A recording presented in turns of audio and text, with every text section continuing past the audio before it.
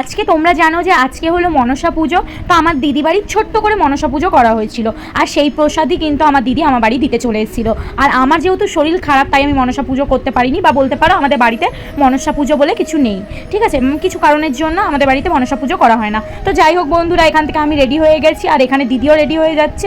আমি, দিদি এবং জেঠি তিনজনে মিলে যাব কিন্তু আজকে জন্মাষ্টমীর ভোগ প্রসাদ খেতে। তো সেখানেই দর্শন পেতেও যাব কৃষ্ণ ঠাকুরের, কিন্তু মনে হয় না যে আমরা দর্শনটা পাবো, কারণ প্রচুর পরিমাণে ভিড় হয়েছে, ঠিক আছে, যে আমরা ঢুকতে পর্যন্ত পারছিলাম না। কারণ আমার মতো শ্রীকৃষ্ণকে কিন্তু অনেকেই ভালোবাসে। আরেকটা কথা না বললেই নয়, আমি কিন্তু প্রত্যেকটা ঠাকুরকেই সমান ভালোবাসি, কিন্তু তার মধ্যে আমার প্রিয় ঠাকুর কিন্তু এই শ্রীকৃষ্ণ ঠাকুর। আমি কিন্তু ভালোবেসে তাকে কানা বলেই ডাকি, আর আমার প্রত্যেকটা পোস্টে কিন্তু কানা বলেই থাকে। তো যাই হোক বন্ধুরা, আমি আজকে চলে গেছিলাম আমাদের বাড়ির পাশেই কিন্তু একটা নিমন্ত্রণ বাড়িতে জন্মাষ্টমীর ভোগ প্রসাদ দর্শন করতে। তো যাই হোক বন্ধুরা, তোমরা তো এখান থেকে দেখতে পাচ্ছ কতটা ভিড়। আমরা কিন্তু দর্শন নিয়েই কিন্তু ভোগ প্রসাদ খেতে বসে পড়েছি। এতটাই ভিড় যে আমরা শ্রীকৃষ্ণের ফটোটাই নিতে পারিনি এবং ফোনটাও বের করতে পারিনি। টাটা।